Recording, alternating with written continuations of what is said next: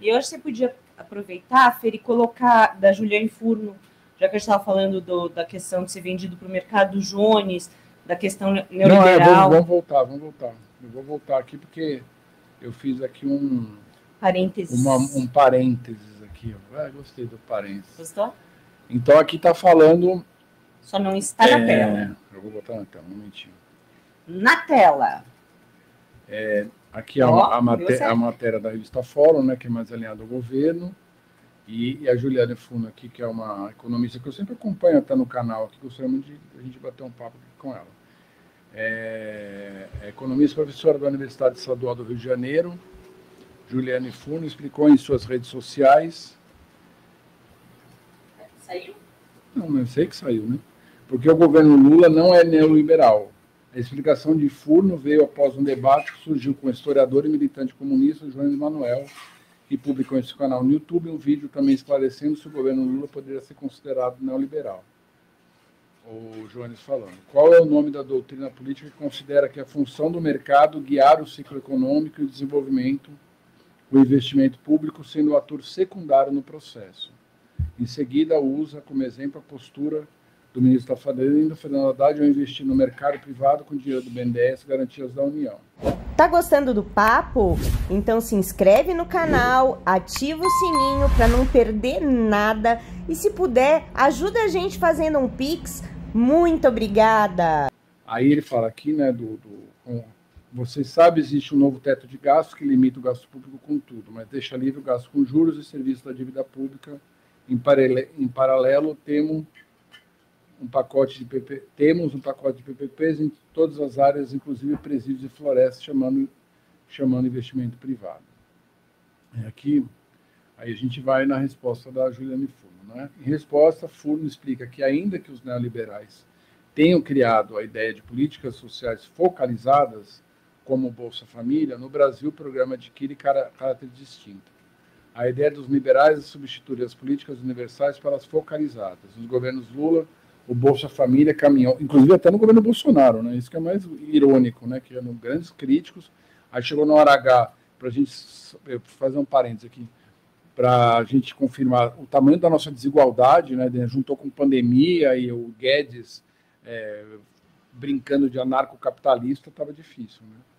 A ideia dos neoliberais é substituir as políticas universais para as focalizadas. Os governos Lula, Bolsa Família caminham conjuntamente com o fortalecimento das políticas universais, em especial ampliando a educação pública, a saúde, recuperando os gastos com seguridade social, ao atrelar os benefícios ao salário mínimo, que cresceu 76% em termos reais. Isso também aí mais uma crítica ao governo Lula. Isso não foi feito, né? Eles acabaram dando um ajuste para o salário mínimo menor do que acontecia nos outros governos, né? Daí tem lá os cálculos que são feitos que mostram que esse ajuste não é uma diferença tão significativa, mas há uma diferença. E se, por exemplo, se o Lula for reeleito, tudo isso vai acabar aumentando essa diferença. E sendo que tudo bem, né? Na época do Fernando Henrique era a briga pelo salário mínimo de $100, e hoje o salário mínimo é bem mais do que $100, né? Então, que é um outro problema que eu vejo no Lula, essa questão do salário mínimo, porque isso também foi uma promessa de campanha. Então, quando eu fico brava e falo do governo, eu falo que ele não cumprindo essas promessas e algumas atitudes que ele vem tendo, ele serve de bandeja a essa extrema-direita. Ele dá de bandeja esse tipo de coisa, sabe? Porque ele prometeu o aumento real no salário mínimo. Isso foi colocado em todos os debates. Ele lembrou do primeiro e do segundo governo dele, que tinha aumento real, que o pobre podia comer a picanhinha e tal, e que a gente entende que a picanhinha era uma metáfora. Mas, gente, a gente está falando da maior parte do eleitorado que não é um eleitorado politizado. E que essas atitudes reais é que vão valer o governo dele, o que afeta a vida dele pessoalmente. É isso que tem que ser. Então, quando ele tem essa falta de aprovação, é muito por causa disso. Porque são essas promessas que foram feitas e foram promessas que não foram cumpridas, sabe? Aí vem aquele, desculpa para aqui o português, claro, aquele merdinha daquele Nicolas Chupetinha, e, cara, e deita e rola, mano. Entendeu? Eu fico revoltada com isso. Isso é muito revoltante para mim. Então, a gente está vivendo esse momento também de...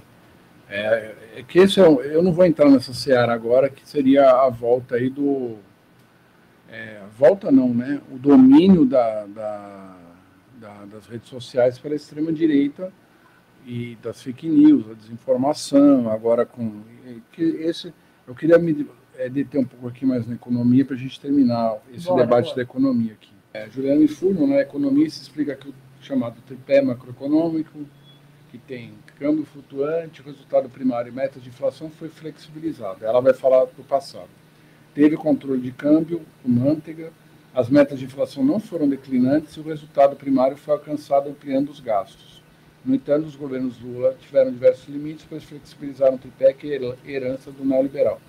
Furno também afirma que, na prática, é importante entender que os governos Lula foram transcorridos em um período em que o capitalismo é hegemonizado pelo neoliberalismo globalmente. São margens de manobras mais estreitas. Em seu terceiro argumento, Furno afirma que o Estado ampliou seu papel na economia, construindo política industrial, direcionando as compras públicas, né, que isso é importante, e ampliando o conteúdo nacional. Aí aqui tem mais detalhes desse debate econômico, mas o que eu queria falar aqui, que é o seguinte: o Lula não está conseguindo se livrar e fazer um governo com a presença do Estado mais forte. Eu acho que isso se deve ao desmonte do Estado pelo governo Bolsonaro e uma certa dificuldade mesmo de você ter ali uma margem, porque existia uma margem que eu acho que existia uma margem nos dois primeiros governos, em que você fazia o quê? Você, de certa forma, agradava, cumpria até o tal do superávit primário, alegrava o mercado financeiro, mas, ao mesmo tempo, você conseguia jogar muito dinheiro como ela estava falando aqui, não eram programas sociais focalizados, eram programas sociais que serviam como era a essência do governo, né? Esses programas. Então a gente tem visto hoje o Lula falando muito do pé de meia, parece que e fora, além disso, de você não conseguir fazer com que esses programas tenham a dimensão que tinham no passado, você tem hoje um discurso, né, que é muito neoliberal para as pessoas. Então as pessoas começam a achar que são empreendedoras, que as pessoas não precisam do Estado, que as pessoas não querem CLT. A gente passou também por reformas no governo Bolsonaro e Temer, a principal foi a reforma trabalhista que tirou muitos direitos. Então a gente está pegando todo esse rescaldo, e o mundo também está cada vez mais assim, né? O mundo está cada vez mais as pessoas achando que podem sobreviver de sendo empreendedor e que não precisa do Estado, que o Estado só atrapalha. Então, o discurso, que é o discurso dos bilionários, está sendo cada vez mais introjetado nas pessoas. E as pessoas realmente começam a acreditar nessas bobagens. Então, as pessoas às vezes falam: ah, não, mas esse benefício eu não preciso. Isso aí quem precisa é vagabundo, quem precisa disso. Então, existe também uma questão do próprio sentimento, né, das pessoas. Você não acha que tem a ver com isso também? Eu acho que tem a ver, mas eu acho que tem a ver dentro dessa massa que votou no Bolsonaro. Eu acho que essa massa, principalmente, que foram muitas pessoas, gente, foi por muito pouco, né? Então, eu acho que essa mentalidade já vinha. Agora ela continua vindo. Só que agora as pessoas estão sentindo na pele essas questões que estão acontecendo, como o aumento do salário mínimo, como o aumento do supermercado, como o lance do BPC, como tantas coisas que já aconteceram, que as pessoas realmente estão sentindo na pele. Aí elas falam: poxa, não foi nesse Lula que eu votei. Eu votei no Lula que minha vida ficou boa, que a vida da minha família ficou boa, que a gente tinha condição de encher um carrinho de supermercado. Sabe? Eu acho que essa questão a gente viu o Lula tentando comentar isso. Primeiro que ele cometeu, a gente já conversou aqui, que a fala dele era mais ampla, Mas foi uma baita falha infeliz. Né? foi uma falha infeliz, como se as pessoas pudessem, de certa forma, pela ação delas como consumidoras, controlar o preço, né, de commodities aí, que a gente sabe que os ovos estão sendo exportados, o café está sendo exportado, a carne está sendo exportada, o dólar também deu uma valorizada, isso influencia mais na exportação. O ovo está R$1. Então, R$1. Mas eu acho também que existe uma nova realidade, eu acho que exagero, mas um novo pensamento que está sendo incutido nas pessoas, que é diferente do que era há 15 anos atrás, quando o Lula saiu do governo, entendeu? Então, existe uma mentalidade muito privatista, muito do mercado, tudo, e que o Lula também, até pela sua idade, ele é um sindicalista dos anos 80, então isso também foi perdendo muito o apelo, né, do que ele tinha para oferecer, né, que eram direitos trabalhistas, que era a melhora o Estado melhorando a vida das pessoas, e a gente está entrando porque assim, se você for dar uma olhada, por exemplo, principalmente até na nas Américas, né, você tem, cara, você tem